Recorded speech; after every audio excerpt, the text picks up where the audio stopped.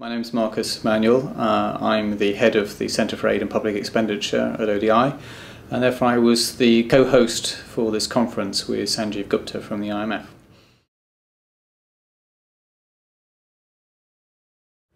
I think we all recognise that the fragile states are where some of the greatest challenges are in the international community, and we see that through a variety of processes. The fact that DFID is putting 30% of its money there, the fact that there's incredible attention given to these countries.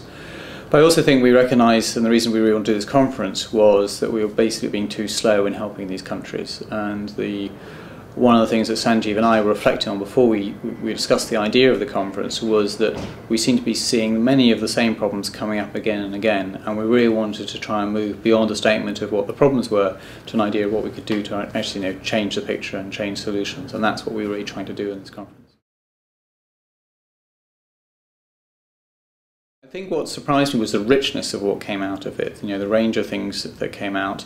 But also I think, two or three things really did surprise me. I mean, the first of all was this issue about procurement. And in that session, in fact, where it came out, the first session, even the chair was surprised. He didn't think procurement would come up. But so many countries talked about it, and it's really clear that the procurement systems that we use in these countries just don't work in these fragile states. And this is why we're just seeing some appalling delays. And the picture I put up right at the beginning of the conference of a tortoise, I think just really did emphasise, and we saw it again and again through the conference, it's just too slow. And it's not because people aren't well intentioned, it's just because the systems they're trying to work with just don't work in the fragile states environment. The second thing I thought was really quite surprising was the issue and the focus on pay.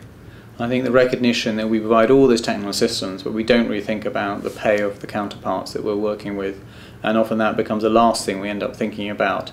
And I think that is one of the reasons why so much of the technical assistance is wasted, or if I'm repeating it and we're duplicating it. Unless we really grasp that issue, we're really not going to make progress. So I think another area we signal we need to find a solution on. And actually, quite interesting, after the conference, one of the things ODI has been asked to do is do some further research in this area.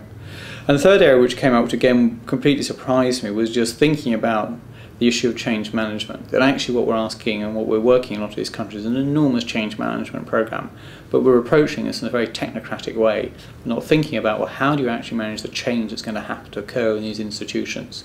And again, I think that's one of the things we're failing on. We just don't sit down and make ourselves appreciate the kind of change program that's involved, and then help people work out how you're going to manage that change process.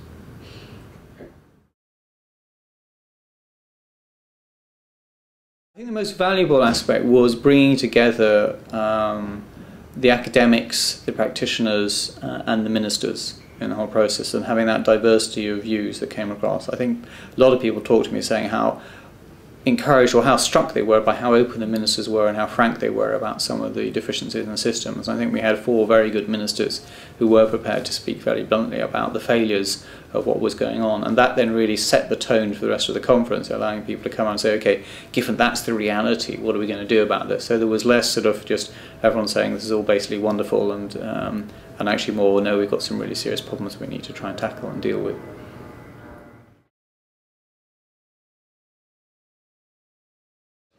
Well, I think what was interesting in that session that came out was the really simple tagline of get the money flowing.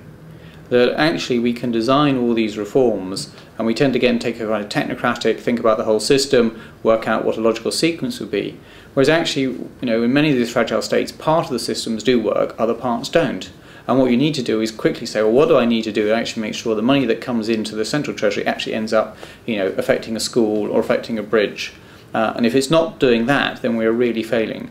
And so that idea of getting the money flowing or focusing on what would actually deliver impact and outcome from the PFM system, I think was a really sort of a paradigm shift actually that occurred in the conference and really changed the way we thought about it. So rather than having, do we build a platform, do you kind of a sequence process, and what would work in a general sense, to saying you should go into the country and saying what needs to be done in this country in order to get the money flowing in a good, well controlled and well monitored way that actually is going to deliver impact for people.